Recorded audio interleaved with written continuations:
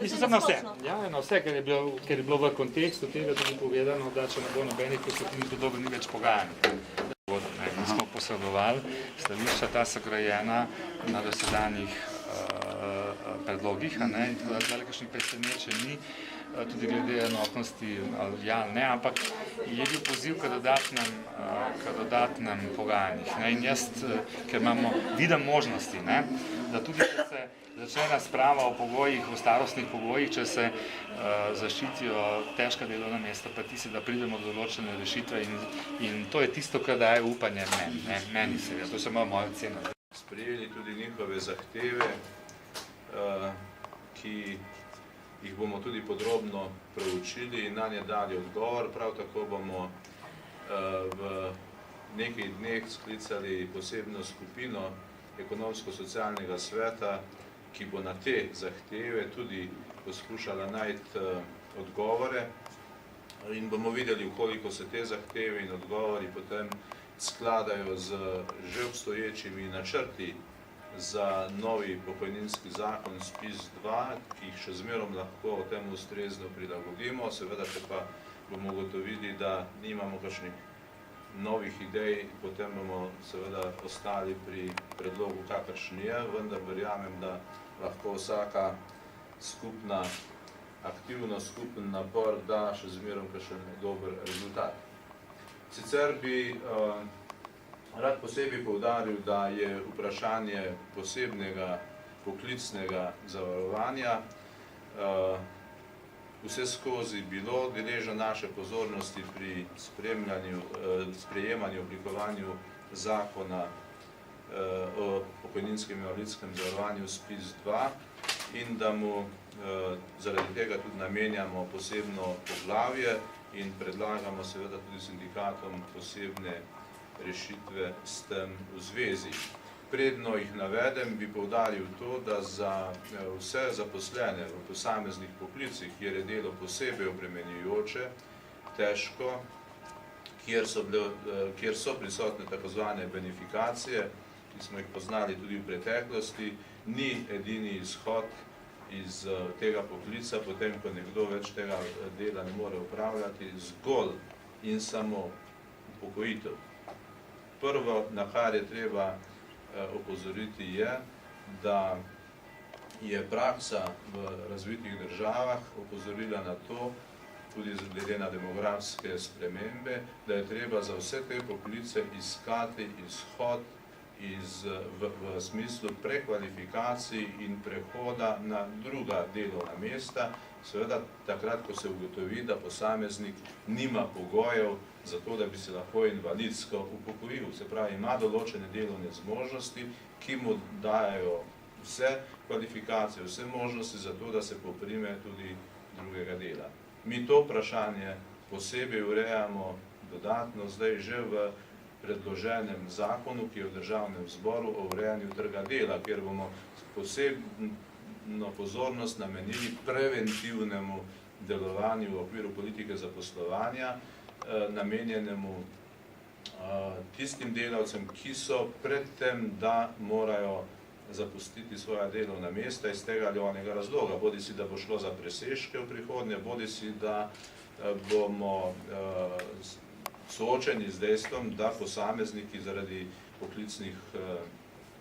obremenitev tega dela več ne morejo opravljati. Se pravi,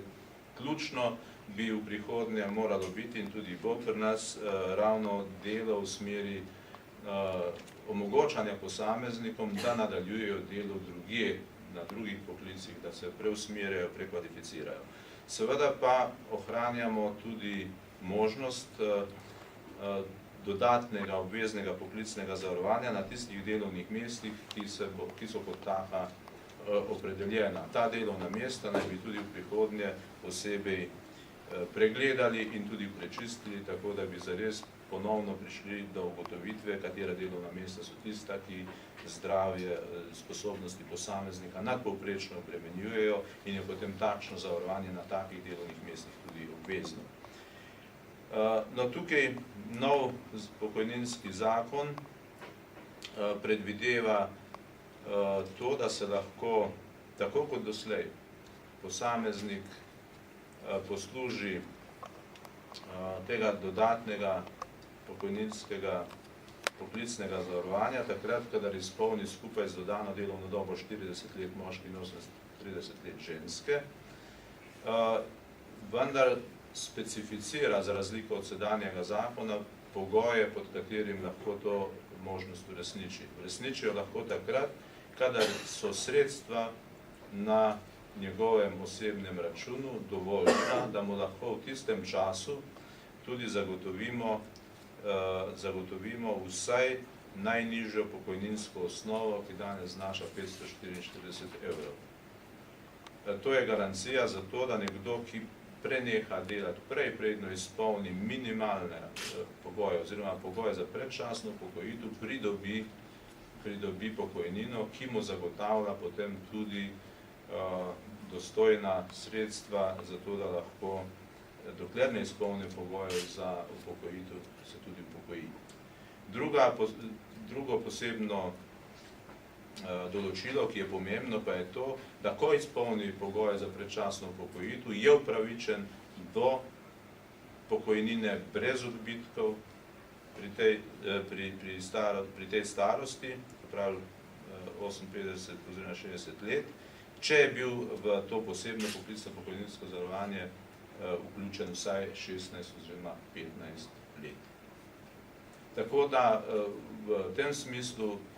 nov pokojninski zakon prinaša rešitev, ki bo zagotavljala, da posamezniki, ki se bodo tega instituta poslužili, ne bodo postavljeni v nemogoč položaj, ko imajo na eni strani pravico do upokojitve, po drugi strani pa nimajo na svojih računih dovolj sredstva, da bi si lahko v tem času zares dostojna sredstva za upokojitev izplačevali. To situacijo, na žalost, smo nasledili in jo imamo v obstoječem pokojninskem zakonu in posebna skupina se ukvarja v sodelovanju s KAD-om s tem vprašanjem, kako pravzaprav zdaj rešiti to vprašanje, ko se posameznikom približa čas za to, da se lahko na podlagi tega zakona upokojijo poklicno, vendar na njihovih računih ni dovolj sredstv, da bi si lahko dostojno pokojnino izplačali. Mi bomo v prihodnjih tednih, upam, da ne bo trajalo dolgo, našli ustrezno rešitev za to, da tem posameznikom zagotovimo to, kar jim je zakon na nek način ponudil, ne da bi zagarantiral tudi materialno podlago za uresničitev te pravice. To vprašanje, kot rečeno, moramo v najkrajšem času tudi razrešiti in to je tisto, kar smo tudi danes predstavnikom sindikatov obljubili. Kakšen prispevek in koliko časa se je ta prispevek plačeval in se že danes lahko ocenimo, ali ta sredstva zadostujejo ali ne, in ocena na žalost je, da v veliko primerih ta sredstva ne zadostujejo. So pa na individualnih računih. Individualne račune imajo seveda tudi nekateri, na katerih se je zbralo več sredstev, tudi jih potrebujejo, in ta sredstva seveda in teh računov tudi ne moremo kar zapreti. To so to individualni računi, ki glasijo na posameznika. In tam seveda sistem deluje, ne deluje pa na žalost povsod. Ni bil dobro postavljen.